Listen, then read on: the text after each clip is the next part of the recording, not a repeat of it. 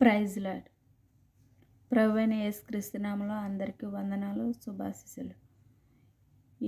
ఈరోజు వాగ్దానం పరిశుద్ధ గ్రంథము నుండి ఎస్తేరు 6వ అధ్యాయము 1వ వచనం నుంచి చదువుకుందాం. ఆ రాత్రి నిద్ర పట్టకపోయినందున రాజ్యపు సమాచార గ్రంథము తెమ్మని రాజు ఆజ్ఞేయగా అది రాజు ఎదుట చదివి వినిపింపబడెను.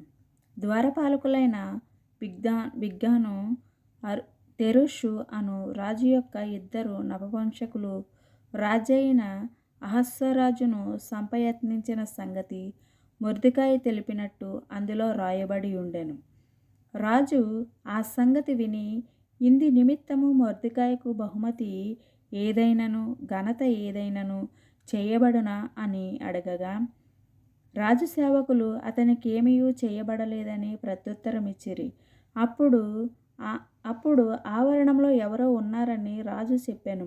అప్పటికి హామాను తాను చేయించిన ఉరికొయ్య మీద మొర్దెకాయిని ఉరి తీయింప సెలవిమ్మని రాజుతో మనవి చేయుటకై రాజునగరి యొక్క ఆవరణములో లోనికి వచ్చి ఉండెను. రాజు సేవకులు, ఏలినవాడ చిత్తగించుము, హామాను ఆవరణంలో నిలవబడి ఉన్నాడని రాజుతో చెప్పగా రాజు అతనిని రానీయుడని సెలవిచ్చినందున హామాను లోపలికి వచ్చెను.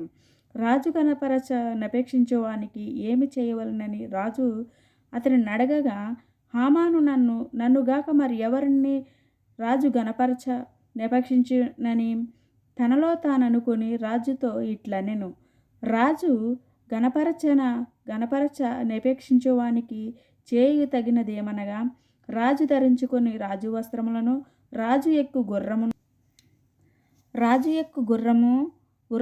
రాజు తన తల మీద ఉంచుకొను రాజు కిరీటమును ఒకడు తీసుకుని రాగా గనులైన రాజు యొక్క అధిపతులలో ఒకడు ఆ వస్త్రములను ఆ గుర్రమును పట్టుకొని రాజు గణపరచ నపేక్షించువానికి ఆ వస్త్రములను ధరింపజేసి ఆ గుర్రము మీద అతనిని ఎక్కించిన రాజు వీధుల్లో అతనిని నడిపించుచు రాజు గణపరచిన నపేక్షించువానికి ఈ ప్రకారముగా చేయదగుదమని అతని ముందర చాటింపవలెనని అందుకు రాజు నీవు చెప్పిన ప్రకారమే శీఘ్రముగా ఆ వస్త్రములను ఆ గుర్రమును తీసుకుని రాజు గుమ్మమునొద్ద కూర్చుని ఉన్న యూదుడైన మొర్దెకాయికు అలాగునే చేయమని నీవు చెప్పిన దానిలో ఒక్కటియు ఇడవక అంతయు చేయమని హామానునకు ఆజ్ఞ ఇచ్చెను.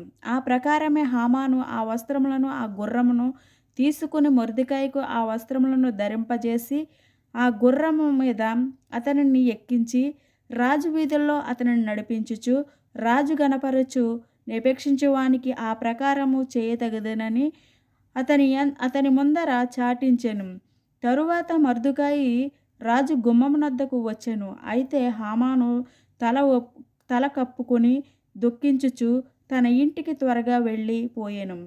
హామాను తనకు సంభవించినదంతయు తన భార్య అయిన జెరూషాకును తన స్నేహితులందరికీ తెలుపగా అతని యొద్దనున్న ఆ జ్ఞానులను అతని భార్య అయిన జెరూషాను ఎవని చేత నీకు అధికార నష్టము కలుగుచున్నదో ఆ మొర్దెకాయి యూదుల వంశస్థుడైన ఎడల అతని మీద నీకు జయము కలగదు, అతని చేత అవమానముగా చెడిపోదువని